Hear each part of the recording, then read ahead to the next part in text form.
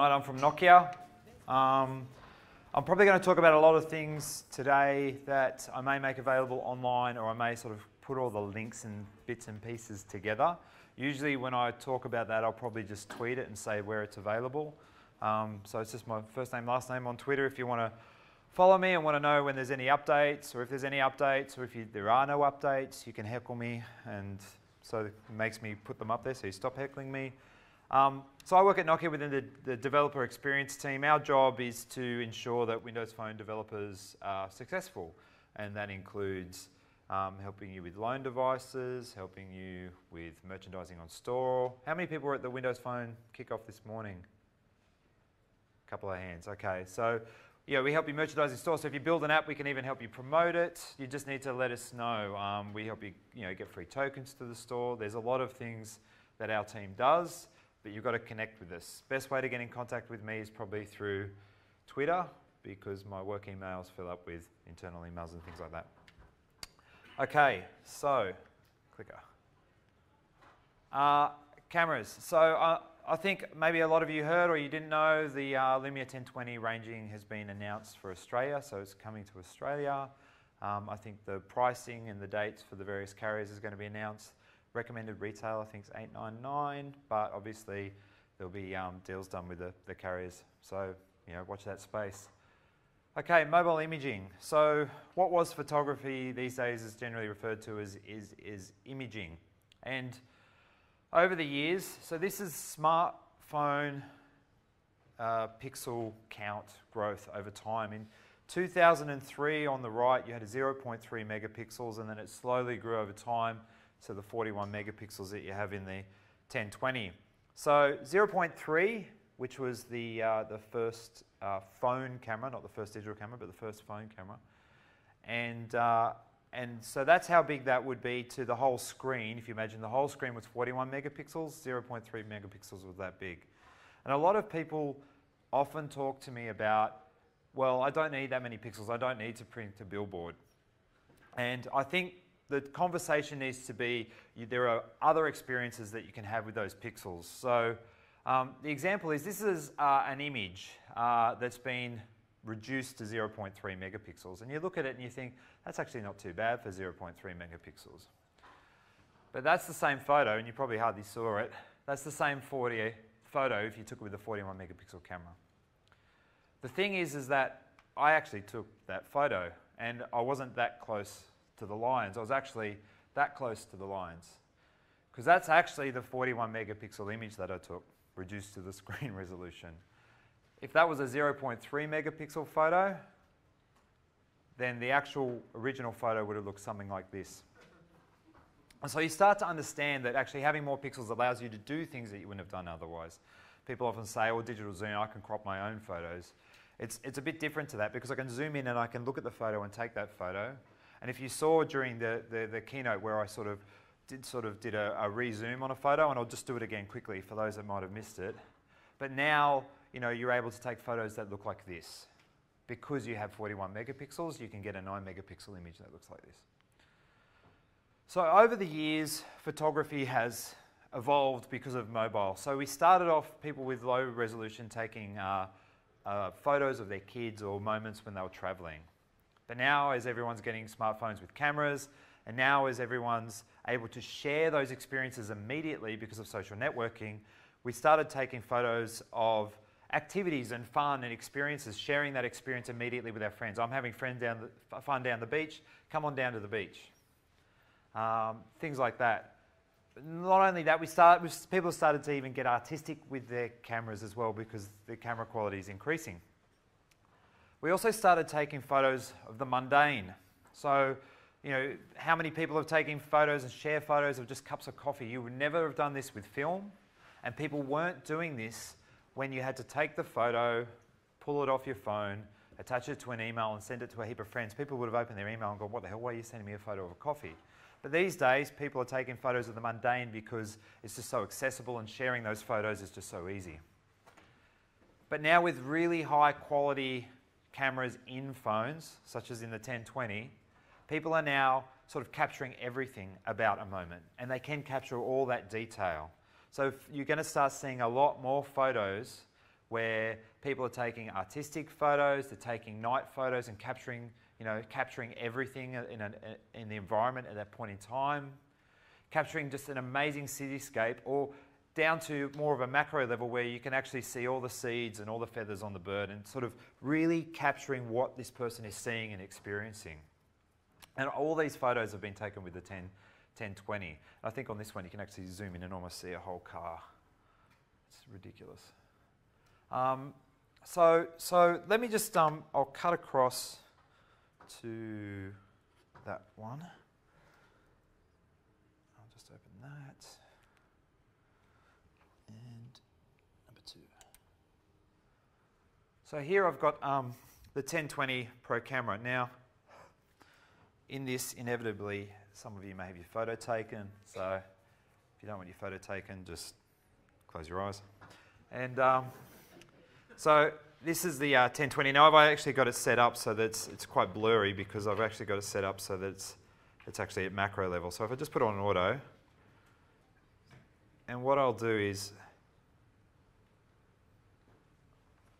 just take a photo of the room, and you'll see that if I go to that photo, I now have the ability to zoom in, and I was moving a little bit. Sorry, I don't mean to zoom on people's faces, but unfortunately that's the only interesting thing in the crowd, otherwise I was zooming in on a chair. But what you can see is, by zooming in, I've got a photo here, and that's blurry not because of the camera, but because I'm moving around. Now that I'm able to do that, I probably am going to now start doing things like looking in photos for things to actually make the photo that I want. And I find that I do that as well. I take a photo of friends in the city, and then I find myself looking in all the building windows and going, oh, that guy's got a folder on his desk. I wonder what he's doing with that. It seems a bit weird, but I've been doing it, so maybe that's just me. And the other thing I wanted to show you, and I've gone and changed all the icons on here. I'll go through and just look at photos.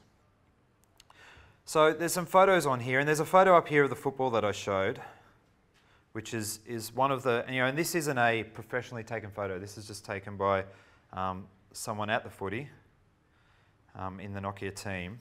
And you'll see that the zoom on that is just ridiculous. But they took that photo, and they captured that photo, and then at a later date, they changed it to that photo, because that photo is a lot better. This could just be someone running around a field by themselves. Oh, wow, this is actually a football match. And then you can zoom out and see what else is happening in that photo. And I mean, look at the detail that you can see, people in the crowd that you wouldn't have been able to do otherwise. So imaging is changing. And so there's going to be a lot more imaging apps coming up because simply there's more that you can do with imaging. So cut across to 7. Yes. So with this, we need to understand, well, what does that mean for Windows Phone? So on Windows Phone, it's about everything's at your fingertips. You have all these different ways to use all the different things on your phone. You've got social media at your fingertips with live tiles. You've got people and hubs of people available, so you've got that data. You've got access to your email and how many emails you've got and what your latest email is on a live tile. You've got things on your lock screen. And you can launch the camera from the camera button. So it's all about this ease of access. So today I'm going to talk about building a camera. I'm going to show you how to build a camera from scratch. I'm going to go through some really advanced camera stuff, using one of the examples that's available because it can get quite complex. The other thing I'm also going to do is show you how to make a camera lens for Windows Phone, which is very easy once you've actually built a camera. So the first thing we're going to do is let's just go and build a camera. So if I cut back. So I'll get rid of that. So here we are, and this is a project I was working on before. But what I'm going to do, and I'll bump up the font size. Hang on. Text editor. There we go. Thanks, guys. I'll pump it up to 16, and did I just change the font? Hang on. I don't want to do Comic Sans demos. No, I didn't. Cool. There we go. So this is an app I built previously, but I'm not going to go through this app because I want to build one from scratch and sort of take you through just how easy it is to start building a camera. So the first thing you want to do is create the project. And the best project to start off with is just a Windows Phone app, just the most basic app. And we'll call this TechEd Phone app. Yeah, that'll do. And you want to pick Windows Phone 8. You can do Windows Phone 7 camera apps, but you can only do the advanced stuff with Windows Phone 8. So here we have our phone app with the XAML, and it's not very exciting at the moment because it doesn't really do anything. But the first thing we're going to do is, with all camera apps, you have a viewfinder. You've got that area that you can see the photo that you're going to take. So the first thing we're going to do is just change the XAML a little bit. And what I have over here is just some snippets so I can just pull them in to make life easier. And it's quite simple. And it's literally a grid. We're going to call it viewfinder. And the background, we're going to make a video brush. And we're going to call that the viewfinder video brush. And what we'll end up doing is putting the camera on that background of that app, and we'll be able to see that.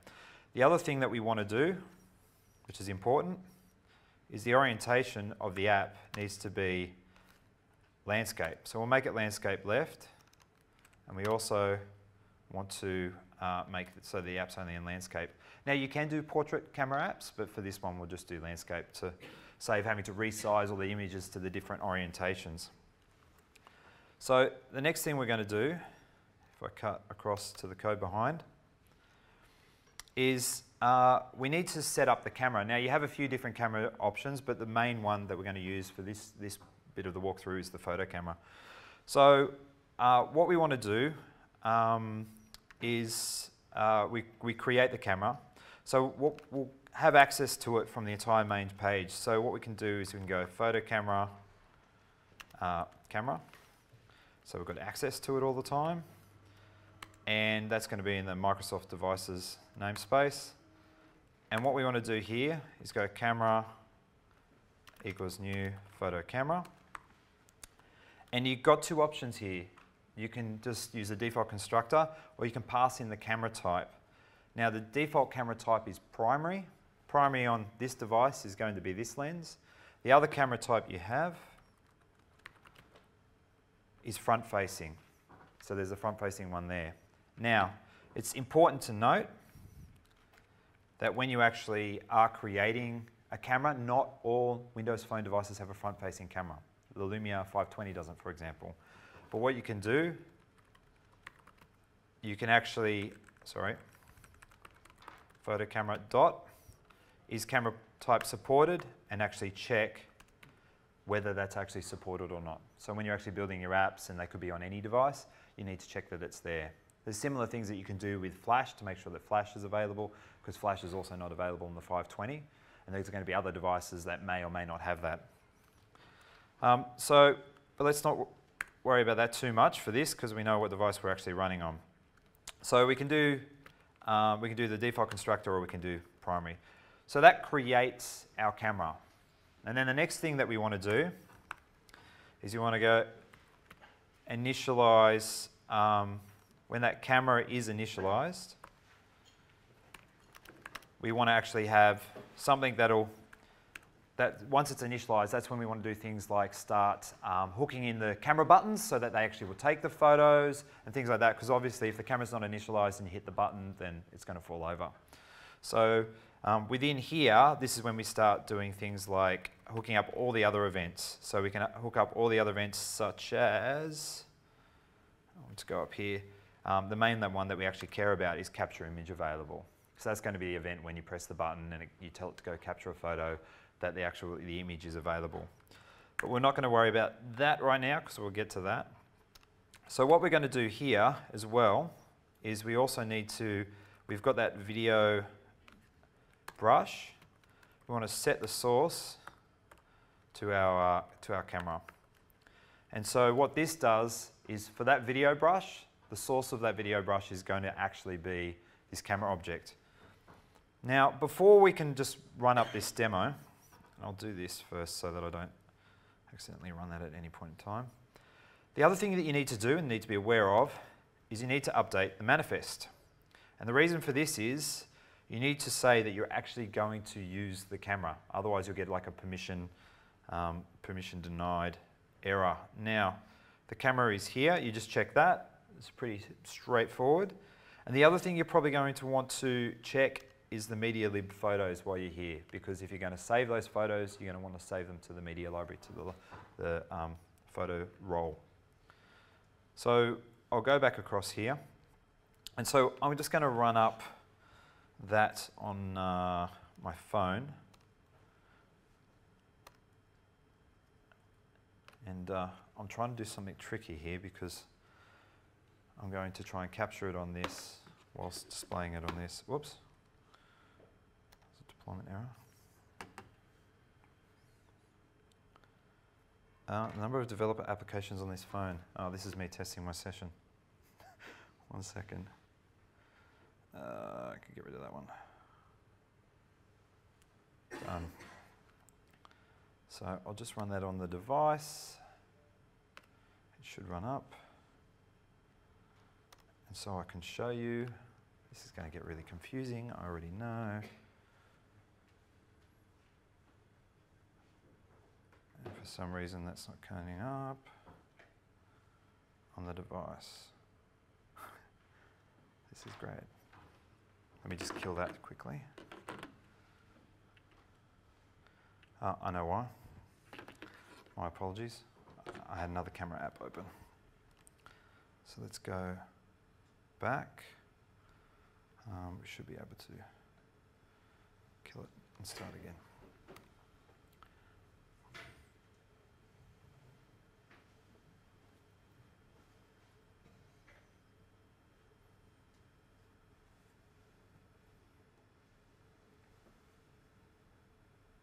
Okay, this didn't even start on the device. 1 second.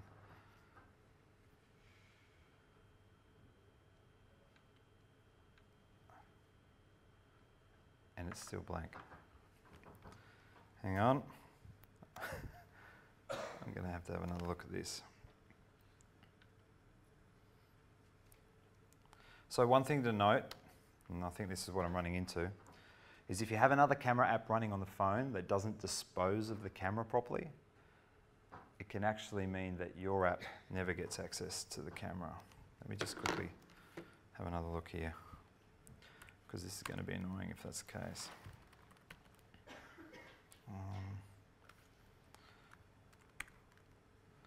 across here. Okay, we can do it there. We'll do this. So possibly the issue I've got here is I just capture that, copy that snippet across to there. I don't think that's going to make a difference, but maybe it is.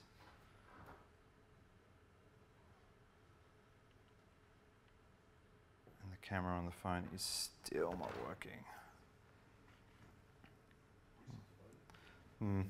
That's my next option. I'll keep talking through some of the code, because the code's right. It's just that the phone's deciding that the camera's not going to work. So what you would have seen, if all going to plan, is we just would have seen the video on the on the screen in the grid. The issue there is, though, is as you rotate the viewfinder, when you go upside down, because it's a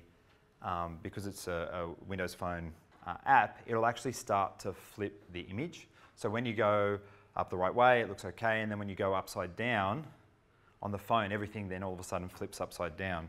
So what I'm going to do is, and this has just come back, so I'm going to see if it works. If it doesn't, I might default to this phone. Oh, save to my Dropbox? No.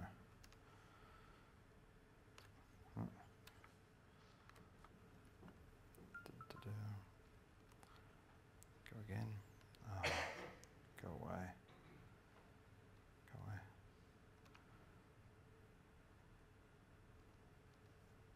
Okay. Thank you, Visual Studio. Here we go. Hang on, don't ask again. And now go. We'll see if this starts working.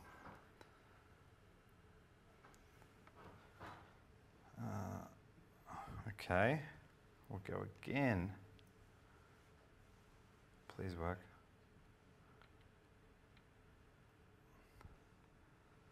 Okay, I'm in demo hell at the moment. Okay, we'll look at that in a second. Hang on. I know why. I've just figured it out. With the default template, you have grid rows, and this is in the top grid row, which would mean that it's not visible. And because it's not visible, one would imagine, huzzah. Okay. So, I was blaming the phone and it was me all along. That's okay. So here we go. So you'll see here, everything's, I've got issues with this phone focusing on that phone. I'll move to the Pro Cam, and this is one of the cool things about the Pro Cam, is that I can change the focal distance to really short, and then it stops trying to focus. So you can see there that there you all are. Hi everybody. And as we rotate, it looks fine. But then when I go and stand on my head and turn upside down, notice how it's upside down? So you would think that everything would work fine, but what happens is as you turn around, it then decides to flip.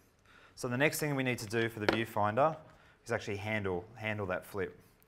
So I'll go back here, and I've got a code snippet to handle the rotation, just simply, whoops, camera rotation, because it's actually sort of a bit confusing and you don't really need to understand the maths behind it. So what happens here if the camera is upside down, if it's using the front-facing camera, it's the opposite. The opposite will start happening because it's the other side of the phone. If it's landscape right, it makes sure that the transform is landscape right rotation, which is the 180 degrees. If it's landscape left, then it's fine. So as you're turning the phone upside down, it makes sure that it's in the right orientation. So if we just quickly run that up, we should see it's always the right way around. Okay, hang on. Hit a break point.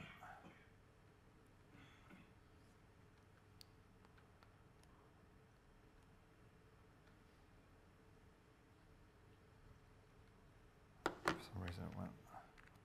There we go. So here you can see as we rotate and we come all the way over, it's the right way around. And you never see the flip. It's not like you get one frame of the wrong orientation. It's actually when it actually flips, the next frame that it renders happens to be the right way around. Now a lot of people have issues because what happens is, and these are the ways that you can handle when you go to portrait, because when you go to portrait, all of a sudden you've got a very tall and very thin image. And then obviously you want to make sure you squash that down and make sure that it's still 16 by 9 so that you get that nice image in the middle. Otherwise everyone will look like they're 7 foot tall and you know, weigh a kilo. So the next thing that I'm going to go through is look at the camera buttons. So we now have a camera that we can move around, but we want to be able to take photos on it. So I'm going to scroll up here, and when it's initialized, because we'll do it when it's initialized, because otherwise the camera's not ready to use the buttons, what you can do is go camera buttons dot, and this is really easy, shutter key half pressed and create that event. And what we're going to do there is do something which is pretty easy to do, and that is focus. So if you half press the camera button, it'll focus on the center. You can, if you wanted to do tap events on screen, do things like, focus on point. Now focus on point takes an X and Y value of where it is in the image that you want to focus on. But if you wanted to do tap, or you, for some reason you always wanted to tap on the top left corner, it makes it really easy to do that. But for this demo, we'll just do a normal focus. And then the other thing that you want to do is capture the full press. So camera buttons dot pressed. You can do it on release if you want people to hold down maybe to focus and then release to take the photo. Maybe half press does something else. Maybe it cycles through something. You can do whatever you want. So, and here is where we want to go, camera.capture image.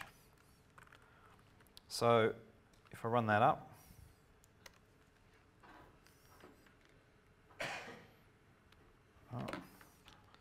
screen's locked. Run that up on the device.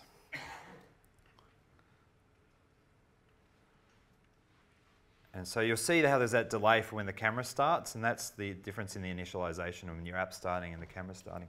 Oh, hang on. That's a terrible demo. You can't see anything.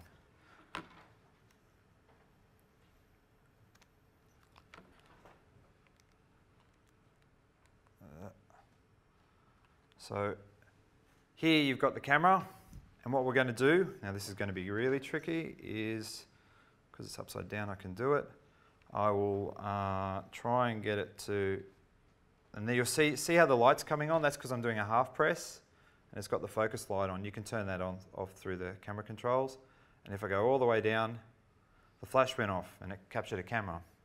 The problem is the photo went nowhere, because there's no event to actually go and then deal with the actual image.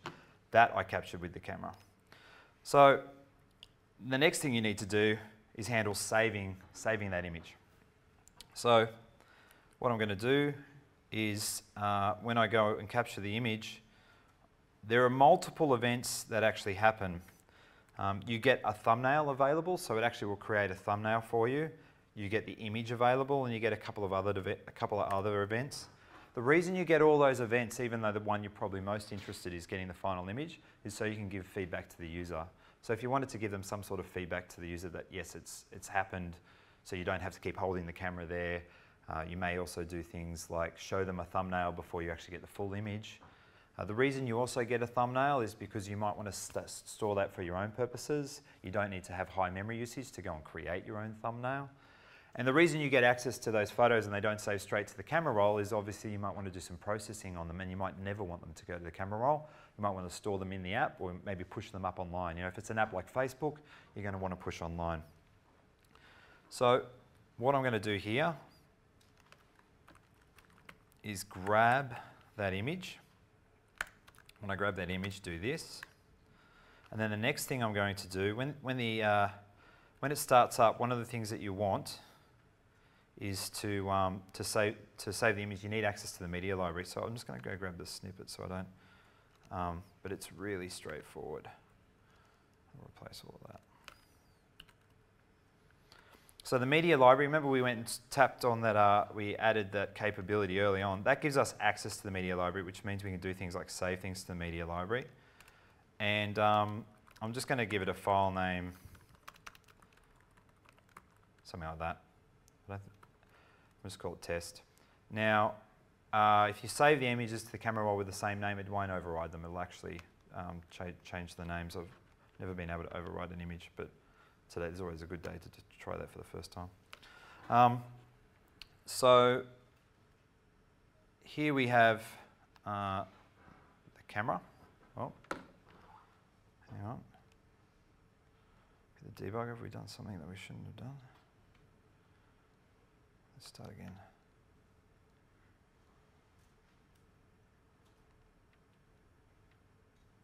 Okay. And actually, that might have been because I haven't actually disposed of the camera the previous time. So here we have, sorry, too many things, not enough hands. Okay, so here we have the camera app, and I'm about to take a photo, and that took a photo. And what we'd assume when I go to the camera roll, drum roll, please.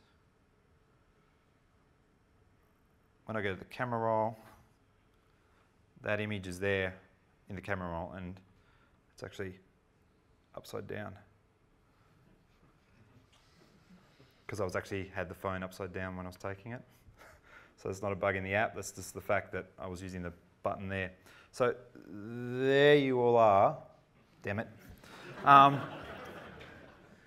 But as you can see, so all of a sudden I've taken a photo, I've put it in the camera roll. So I've gone from, even even with all the problems that we've had, or that I've had, you know, in probably about 15 minutes, we've gone and built an app that can take a photo, that can focus. You've got access to things like the flash if you want to start configuring that, and it's saving it to your camera roll. So I'm just going to go through some slides and go back through some of the stuff that we did, which is 7. So, so the first thing we did, and this is a big gotcha. People will sit there looking at their code and wondering why it's crashing and wondering why their app's crashing. Make sure you add the capability to use the camera, and make sure you add the capability to save the photo. The next thing that you want to make sure that you have is access to the front camera and the rear camera, but I actually had them already ticked. The other thing you want to do is create the canvas, and make sure you delete the grid at the top of the default page. And it's very basic. You can use a grid. You can use anything that supports a video brush. So, you know, you can, once you put it on that, it doesn't have to be full screen. In my example, I had it full screen, but yours doesn't have to be full screen. Then you want to create it. These are some of the other options that you have, as I was talking about. And then you want to set that to the source, of the video brush. The next thing you want to do is cater for the button presses. So it's very straightforward. And then the next thing you want to do to focus, it's easy. I mean, I remember when I think when I was first writing a camera app, I just went, I wonder if camera buttons is a class. Oh, it is. Oh, it's got shutter half press. Oh, okay, that works. And then I went, I wonder if I can focus. Oh yeah, I can. And it just works. And I went to capture image, and then I went to my photo library and was wondering what was wrong. So here, you can do things like have a file counter. You might want to keep reference to the file name, and there's a few reasons you might want to do that. You may actually save that image in isolated storage. Again, the reasons you might want to do that is you don't want it available externally, or maybe the external file is the one that you've edited, but the internal file is the original. So people can always go back to the original. If they're applying filters, they might want to go back to the original. Let's keep moving. So there's 2 capture classes. There's the photo camera and there's a photo capture device. We just looked at the photo camera. The advantages of the photo camera, it's really good for building basic camera applications, but there's no access to the preview buffer. It's incredibly easy to implement, as we've just seen. Give me an image from the camera in the way that I want it to be taken, and supports Windows Phone 7 and Windows Phone 8. Advanced capture uses the photo capture device. It's generally for advanced camera applications. You get access to the preview buffer, so if you want to apply filters before you actually see it, and you can see real-time filters, and we'll look at an example of that in a second. It's harder to implement. There's a lot more code involved. You're working with streams, you're working with buffered streams, so you need to make sure that you're comfortable working with streams, but there's plenty of examples to get you up and running. So if you don't understand what's happening, you can go and look at some of the examples. But it only supports Windows Phone 8. So if you're trying to support Windows Phone 7 devices, you won't be able to use the photo capture device. So I was going to build an advanced camera, but what I might do is go through some of the other features and then come back and look at the advanced camera at the end. So I'll skip through that. I'm going to talk about lenses. So Windows Phone 8 introduced this concept of lenses. And I remember someone saying to me, oh, that's going to be really cool. I wonder what we need to do that. And so when you think about Windows Phone and that whole concept of applications at your fingertips, live tiles, secondary tiles, you can launch an app through NFC, you can launch an app through QR, you can do app-to-app launching, and one app can launch another app. You can launch through the share task, file extensions, and edit. And the big problem was you couldn't launch an experience from the camera. You had to exit the camera and go into your app and then start the camera within that app. So for Windows Phone 8, the concept of lenses allowed you to, for example, go back to number 2. Allowed you, for example, and I don't know if there's any lenses actually installed on this. Yes, there are. So from the camera, I can then look at the other cameras. So from the standard camera, I can use the old version of the camera from the Pro camera. I might want to use Nokia Smart Cam. I might want to take a Cinematograph. I might want to use Bing Vision. So if I actually go like this, it'll just launch Bing Vision, but it launches it at the right experience to be launching it from the camera. I've never launched it before, so it's giving me an intro.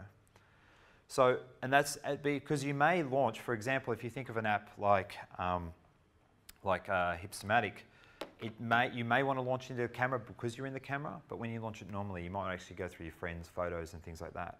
So they're different experiences. So what I'm going to do is show you how to make your camera app a lens. So it's quite straightforward. So some of the changes that you need to make to the manifest actually aren't available through the UI. You need to go through and put them in manually. Now the manifest UI just updates this, this XML file. And you'll notice if we go up, you can see here that we have the camera and the photo as these two capabilities that we added before when we checked those checkboxes. But some of the things aren't here, and that is extensions. Now extensions are a way for your application to reach out into the rest of the phone. So if you want notifications to appear on the lock screen, then you need to use extensions. And extensions are, if your app turns up somewhere else on the phone, except the app, that's extending your app, that's an extension. So extensions go here, and you don't need to remember what I'm about to put on the board. You can find it all on MSDN or online. All the examples will have it in it anyway. And what you need to do is what I've done, and that is, do I have the extension there? Yeah. And that is, you put in a piece of XML which is exactly that. You don't need to remember that ID. And that means that now your application has made itself available to the phone as a lens. So it's pretty straightforward. And then all of a sudden, if I launch the application, launch the camera on here, start this up here, do a dance. Okay. So what you can see here is I've launched the application, right? But I don't care about the app anymore. What I'm going to do is I'm going to just kill it here and restart it because I need to launch another camera, and when you're debugging, the app doesn't die. And so what I'm going to do is I'm going to launch the standard camera there, and then when I go here, oh sorry, thanks.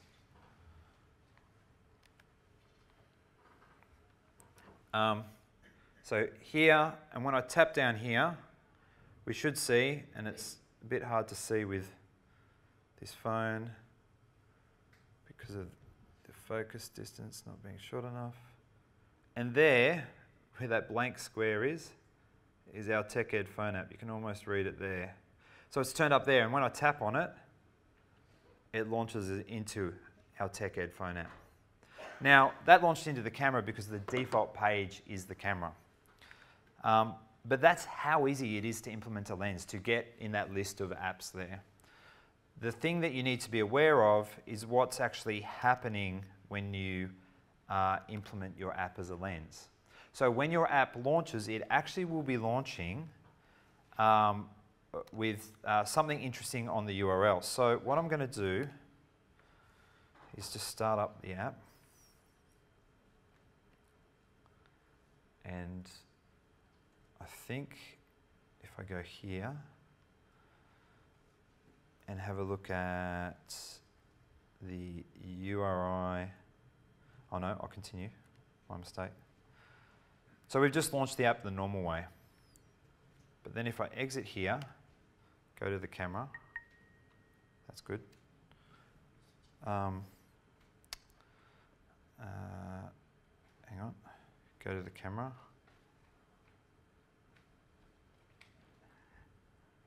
And it's not going to launch the camera, so it's a bit hard to demo.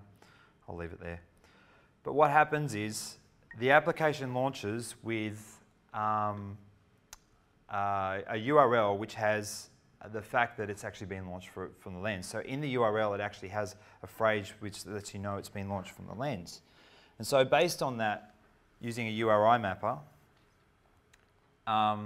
you can decide what camera experience you're going to have. Are you going to show a folder of apps? Well, actually, no, they come from the camera. I'm going to actually show you the camera experience. So the whole thing about lenses is I'm in the camera. So from the camera, I want to select, no, I want to use a different camera experience. So then it actually goes and launches your app, but when it launches your app, it should be in the camera experience. We just built a camera app, but if you built a photo sharing app, you probably don't always launch into the camera experience. And then obviously when they've taken that photo, they can save it.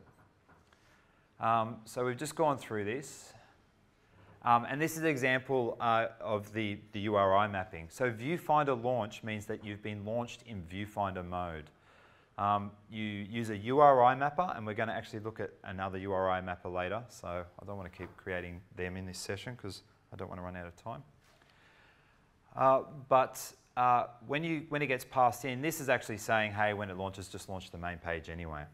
But maybe your main page of your application isn't your viewfinder. Maybe it's called viewfinder page. So you can actually choose the experience you want when they launch directly from a lens. You can register the URI mapper, so you create a class that can handle it. You register it in your application. The thing that I often talk to people about, and I'll just go back there, the reason this is registered at the application level is because it's when the application is launched, it needs to know where to direct you. You don't register it at some other level. It's when the application launches, it needs to catch the URI there. Because if it's when a page is already launched, well, that page is a URI and it's already been caught. So the thing to think about is, what lens are you? A lot of people, when they say, I want to build an imaging app or a camera app, they go straight to lenses, they go straight to advanced cameras, and they actually haven't really thought about the whole process too much. So you can do pre-photo assistance. So while someone's taking a photo, you might do things like have the horizon, so they can get it horizontally aligned. You might be giving them access to different camera settings or default camera settings, so when they take photos, it's easier. You might be giving them a filter preview, or you might be doing a panorama. The first two only need to use photo camera. The last two would need to use photo capture device. Because for the first ones, you can overlay something on top of the image. For camera settings, you can give them options to select different settings. But if you want to do a filter preview, you need access to the streams so that you can decode them in real time and apply filters. And if you want to do a panorama with photo assistance, then you're probably going to be using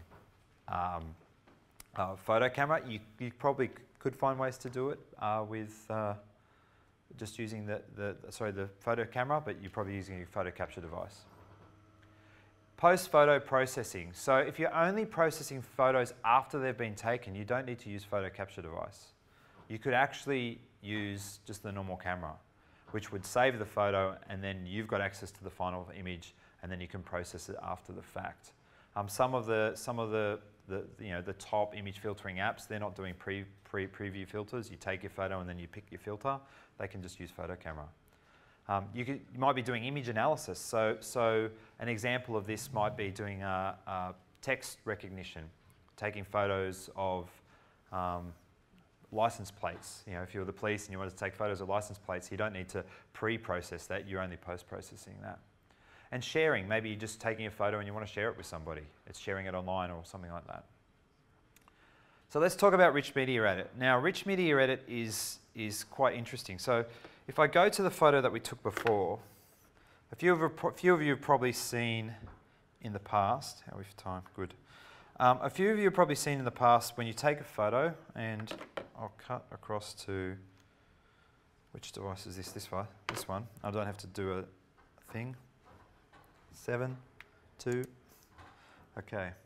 So when I cut across here, you'll see in the photos, the photo I can reopen in the Nokia ProCam. So that photo that I took at the football, you notice how it says captured by Nokia ProCam. Now that is actually what Rich Media Edit. It means that when I'm looking at the image, I can tap that and I can reopen it in ProCam. Because before I was just in the photo gallery. I want to reopen that in ProCam. So by reopening it at ProCam, now I've actually passed the image from my photo gallery into ProCam. And then ProCam can decide what it wants to do with it.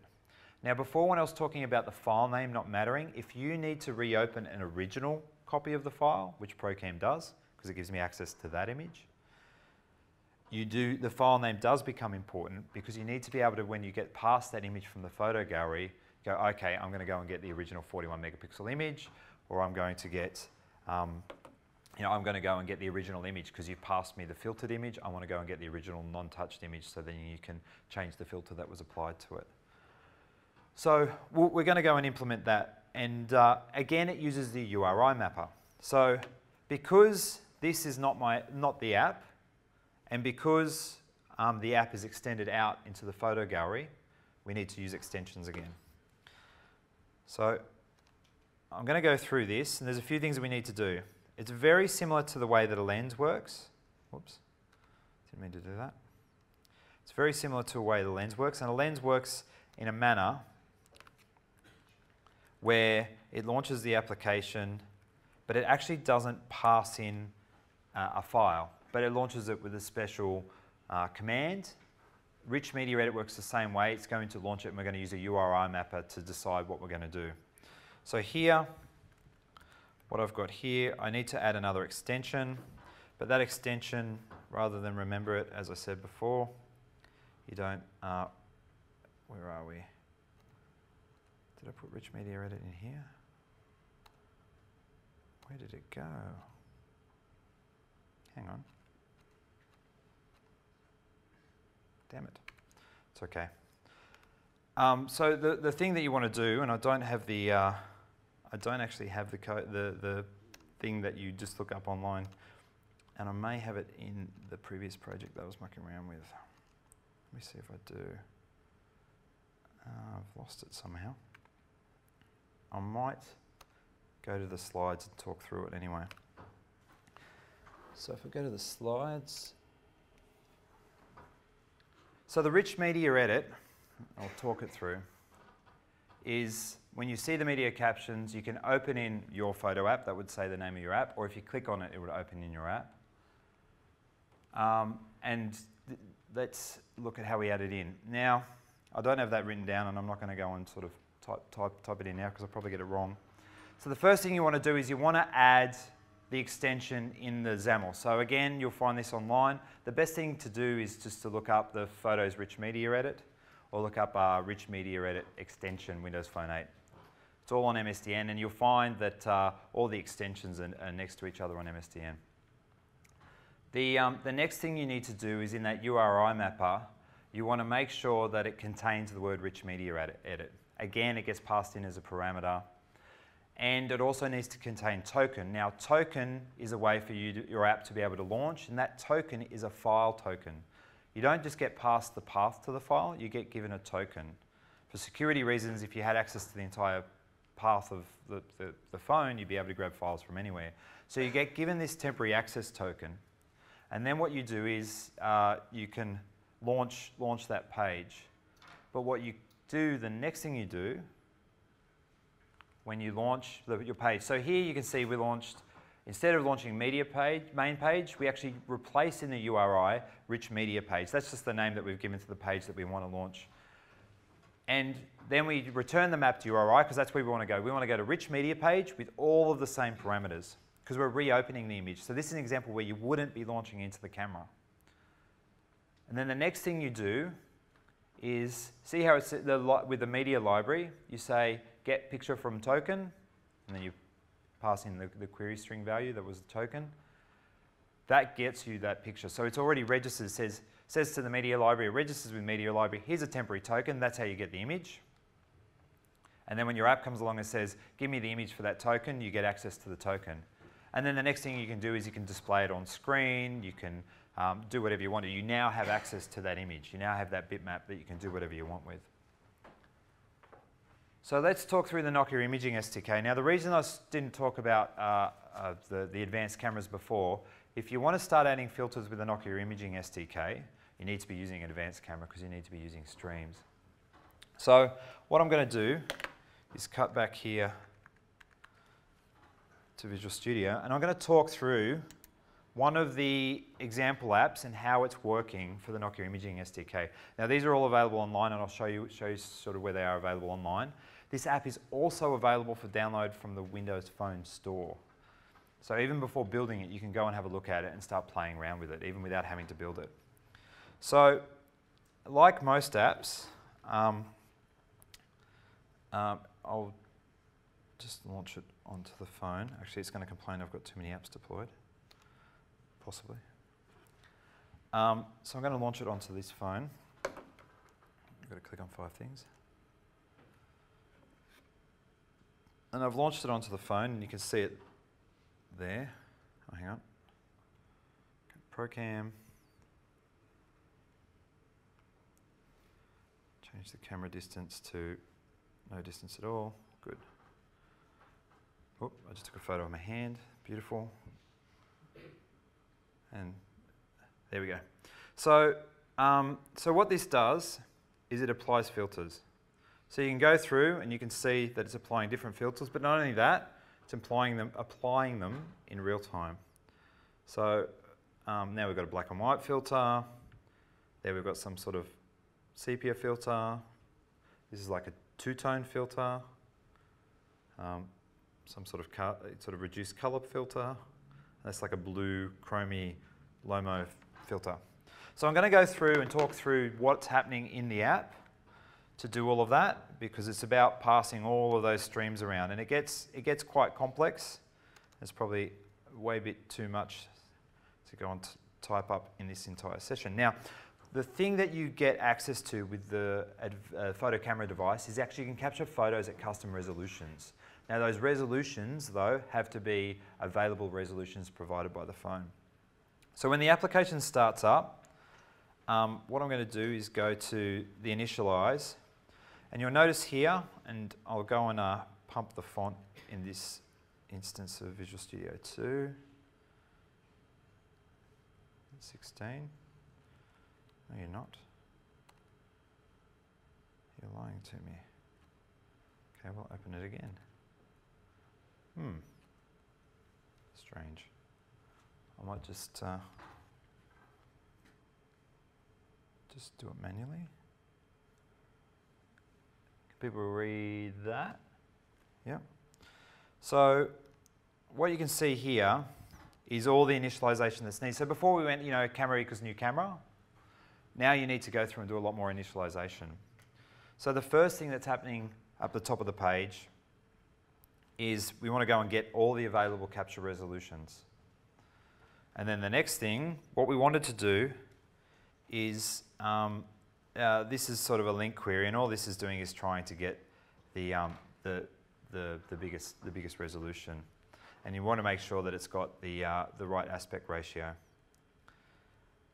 The next thing you want to do is the encode with orientation is about the streams that you get through. You want to make sure that the streams, when they come from the camera, are encoded with an orientation already set for them. So if you're expecting to get landscape photos, or you want to get landscape photos, those streams, when they come through, are going to be oriented based on how you want it. As you keep rotating the camera, that orientation is not going to change unless you want it to change or you ask it to change. The other thing that you want to do,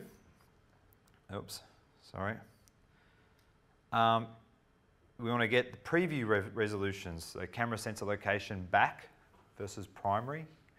But obviously you have preview resolutions available as well. So when you see this camera looking around the room, that's not a 41 megapixel image that you see there. That's a preview image. And so therefore, if you want access to the preview buffer, then you need to find out what resolutions they are and work with the resolutions there. And then you want to set the preview resolution. So maybe I don't care about high res. I want it to be really fast. So what I do is I go in and I grab the resolution that's really low, or I might want to grab the resolution that's really high. So, and then here, this is just working with the media element that's on the page, which is where our preview is going to be. And you'll also notice that the preview is on a media element. It's not on a grid, it's on a media element, because it's actually playing video from a video stream. And then some of this is just sort of the demo updates for the text. So what it does when you go down is, so it creates this, a lot of the magic's not happening in this page. What it does is it creates a Nokia image SDK effect object, and that's actually just part of this project. So I'll go down and I'll show you what's happening in that. So the imaging SDK class is just a way of wrapping up all the things like the capture device, the bitmap that keeps coming through, the buffers, because you're now working with streams, you need to work with buffers. And it's also a place where all those effects that were being applied were sitting. Now, the thing that's dealing with the, over here, the camera stream source data singleton, this is the class that's actually dealing with your actual buffers so that you don't have to handle the stream source. So you'll notice that it extends here. Sorry, the camera stream source. The stream source actually extends media stream source, and that's what it allows it to be shown on the media element. So it's streaming those bytes through to the media element, and the media element can say, well, that's going to give me the bytes. Now, the magic in here is all about grabbing the stream from the camera and then passing it through to the media stream source. But the other thing that's happening here is that when this gets created, it passes in a camera effect. And what you'll notice is, further down here, that the camera effect gets applied right down here. Now, it's a bit hard to sort of see just here, but that frames per second tick, every frame that it's running, every time it gets a frame, what it does is it goes and takes that and it passes it to the handler. And the handler is actually the thing that's doing, is actually your effect that's getting applied. And so that comes from down here in the SDK effects. So what you're seeing here, get new frame and apply effects. So you notice that it passes in the buffer.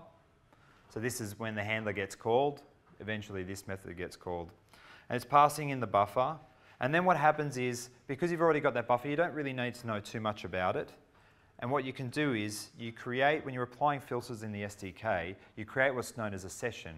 Now the reason why, like if you do the maths, there's something like 90 trillion filter combinations. And the reason why is when you create a session, you actually then go and add all the filters in the order that you want to apply them. And then you just say, apply that to the image. So you'll notice here that our original LOMO, if I blow the code back up again, rather than making it tiny, our original LOMO was blue, so we'll do something like make it yellow. And the vignetting was low, so we'll make it high. And this is from the filter factory. Now, the filter factory is actually from the Nokia imaging SDK. So this is where all the magic happens. You didn't need to know anything about how to apply the filter and how to do vignetting. You can just say go nuts. So here we can say session.addFilter, make it high, make the LOMO style yellow. For the other one where we had the magic pen filter, let's do another one where we had the cartoon filter. I'll do one and I'll make it black and white. I'm trying to think of a good one. Magic pen. So here we can go session.addFilter, filter factory, dot create, we'll do a blur for filter. And then we can say blur level, blur 4, very descriptive blur 4, and we're done. And so here you can sort of start doing all those options. Now people have already built example applications where you can go and collaborate and pull in all different filters and show them all working. So if I run that up on the phone, you'll just see that it's that easy, and all of a sudden we'll have different filters on the phone. So I've done it again. Launch that camera. Launch it into absolutely no distance. And there we go. Whoops. Room's upside down because, yeah, okay, now you're up the right way. So notice that before we didn't have a lens that looked like that because we've got a really high vignetting, and we're also got a camera that's now, not only yellow, but it's also got high vignetting. If we go to the next one, so that's not out of focus, that's the blurred one. So the blurred one's just incredibly blurred. And you'll notice that it's actually quite slow, and that's because it's choppy because doing that blur 4, that high level blur, is actually taking some time. So you need to be careful, I think, with your previews, because that preview buffer, unfortunately, is just, it's too large. It's too large for that effect. So what you might do is you might say, you might actually understand how many frames per second you're getting, and if you're getting a really low frames per second, you might adapt. Say, you know what, give me a 320 by 200 image, because nobody wants to go, oh, I'm going to take a photo of that with that filter, and go, and now my kid's over there, and I'll go back over here. And now the dog's over there, and I want to take a photo of that. It just doesn't work. And we've noticed, especially when people playing around with it, that they're with a lot of the imaging effects, and I give them some demo apps, they go, yeah, it's a great app, but I can't use it because the moment's gone by the time I pull my camera out. Go back. Now, for those of you who didn't see Project Tripod, who was in the keynote? Was everyone in the keynote? Yeah, good. So Project Tripod was built using the Nokia Imaging SDK, and the guys, I was talking to them about, I said you should probably look at using this, and they actually came back and said we had to use it. We had no other way of loading images into memory that were of such a large size without using the Imaging SDK, and the reason being is that the Imaging SDK can open images and manipulate them without actually, and read the data in the image without actually loading the whole image. So when you're thinking about, well, how does Nokia get a 41 megapixel image in memory and on disk? It's because of the Imaging SDK, and then they've gone and made that Imaging SDK open for everybody to use. So you're actually getting access to what's making it possible for us to actually do the things that we do on this device. There's a few more considerations that I need to talk about. One of those is, first one is make sure that your XAML's right when you start, otherwise you lose 10 minutes. The next thing is the Valivi Filter Maker. Now this is an app in the store. It's free from memory, I'm pretty sure it is. It actually, you can go through and combine filters. So you know how I was doing the session stuff there and adding filters and combining them? You do that in this app, and then you can email yourself the code to do that. So it actually allows you to play around and then email yourself the code. It's a great app, Valivi Filter Maker. It's only just been released. It was 2 days ago. There's been so much happening with the Imaging SDK. Every day I got closer to this session, there's always new things to talk about. Make sure you check that the camera support is there for the camera that you want to use. Don't just assume it's there, it'll crash your app. Next thing, there's this other thing for Windows Phone called the camera capture task. This is similar to the original way that phones used to work with the camera, where you say, I want a photo in my app, and it just goes and launches the camera and then returns to your app with that image. Now, it's the same as going to the image picker, effectively, but you're going to the camera. Now, the reason why it's important to note that there are other things that you need to handle in your camera app that we haven't talked about today. When I take a photo, I need to review it. Do I want to review all of them? Do I only want to review the last one? All of those things you will need to build into your app. Now, there are examples and base examples on mstn and developer.nokia.com that show you how to do all of that.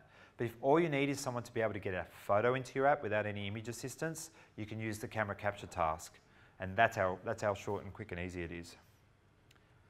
The next thing is, well, that's the camera capture task when you get the result. The other thing is, if you want to reopen an image using the rich media edit, remember that you need that extension, the one that I didn't have. That's the URL that you get passed. So you see this token's a really long token. It's not just a short token, but you don't need to care about what it is. You can just pass it straight into the get image by token from there. And that's it. Do we have any questions around any of that? Go, you.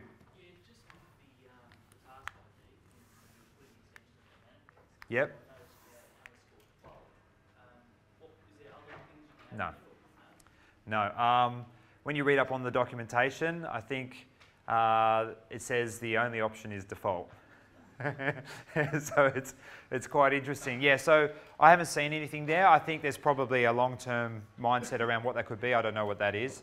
I've tried putting other things in there. Sometimes they still work, and other times they don't work at all. But there's no, unless you're experimenting, there's no reason to. No, there's no other extensions that you can do. They're exactly as I put them there. I don't know why you know, I lost the text for the other one. I don't know why. I just have it like embedded on my machine somewhere. But it's the same text no matter, you know, your computer, my computer, same ID, same GUID, that sort of stuff. Any other questions? Anybody? Okay. Well, if you see me around, feel free. I'll be. Oh, did you have your hand up? No? No, not you. Him. But he's looking away, so it wasn't him either. If you see me around and want to ask me any questions, just feel free to come and ping me. I'm going to be here all week. My next session is actually at the end of Friday. Last year I did a game session, last session on Friday.